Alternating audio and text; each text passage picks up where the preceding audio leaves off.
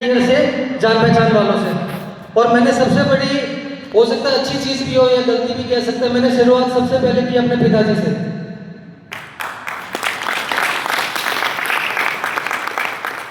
मैंने अपने पापा को जाके, उनको क्या एक्चुअल में एक्सीडेंट हुआ था नी का, तो उनको 1 साल बेड रेस्ट पर रहे थे, उनको डायबिटीज हो गया।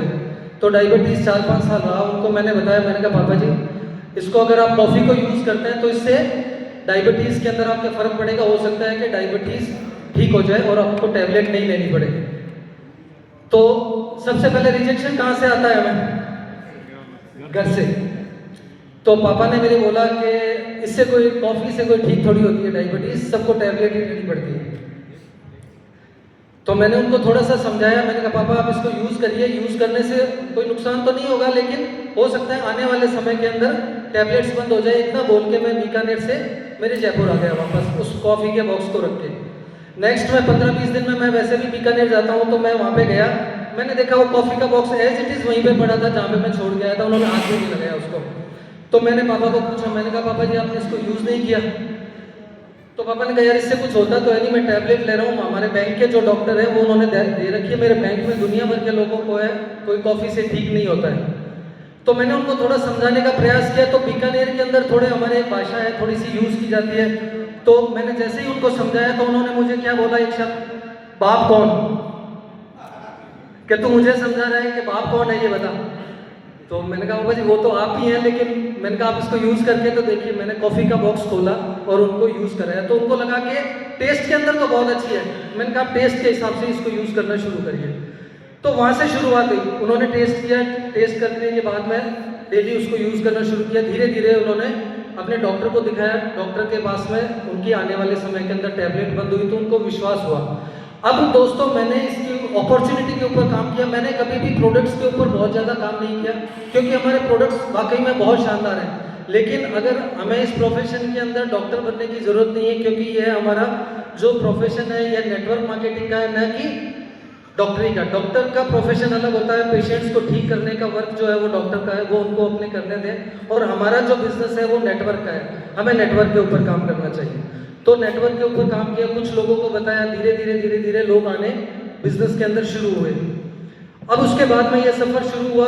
शुरुआत के अंदर रिजेक्शंस ज़्यादा थे, क्योंकि इस बिजनेस के बारे में नॉलेज नहीं थी। तो दोस्तों उसके बाद में मैं अपलायंस और अपनी टीम के बाद में थैंक्स करना चाहूँगा वाइब्रेंट विवा इसका एजुकेशन सिस्टम का, जिसकी वजह से मैं आज यहाँ पे बोल पा रहा हूँ।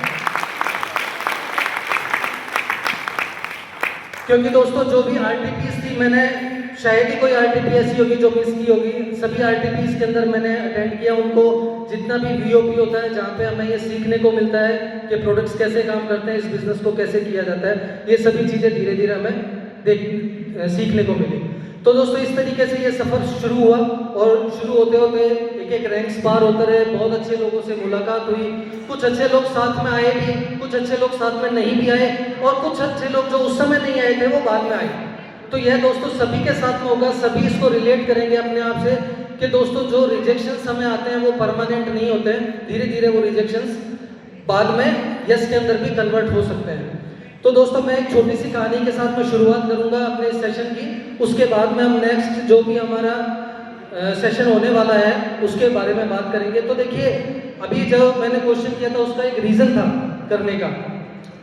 एक बार क्या होता है, दो दोस्त होते हैं अपनी पढ़ाई और करके अपने अपने काम के ऊपर जाते हैं और काम करके वापस आते हैं। एक जो होता है वो बहुत पैसे वाला होता है, दूसरा होता है जो पैसे वाला नहीं होता है। जो पैसे वाला नहीं होता है वह दोस्तों काम शुरू करता है डेयरी का काम शुरू करता है। वहाँ पे उससे बहुत ज़्यादा पैसा नहीं आता, आने वाले समय में उसको बहुत बड़ा नुकसान हो जाता है और वो सड़क पे आ जाता है, मतलब हैंड टू माउथ हो जाता है। उसको पैसा कमाने के लिए भी नहीं होता, घर का काम चलाने के भी पैसे नहीं होते।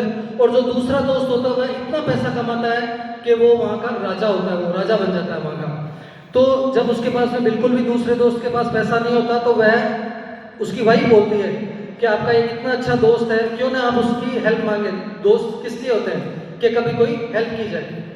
तो वो अपने दोस्त के पास में जाता है और दोस्त के पास में जाके उसको बोलता है। तो राजा को जैसे ही पता लगता है कि मेरा ये दोस्त आया है, तो वो बहुत गाजे बाजे के साथ में अपने दोस्त को बुलाता है और दोस्त को बुला के और बोलता है, उसका आदर सत्कार करता है और आदर सत्कार करके उसको बहुत अच्छा खाना खिलवाता है। वहाँ पे खाना खिलवा के क्या होता है कि आप अभी रेस्ट करो, कल सुबह मॉर्निंग में बात करते हैं, ठीक है। अब उस दोस्त की आदत क्या होती है, रोने की भी होती है कि मैं डेयरी का काम चलता था, ये हो गया वो हो गया, थोड़ा सा क्या होता है नेगेटिव थिंकिंग वाला ज़्यादा होता है। तो वो सारी चीज़ों के साथ में रात को सोता है, सुबह मिलता है उससे 10-11 बजे। 10-11 बजे मिलता है, राजा ने बुलाया, बता क्या बात हो।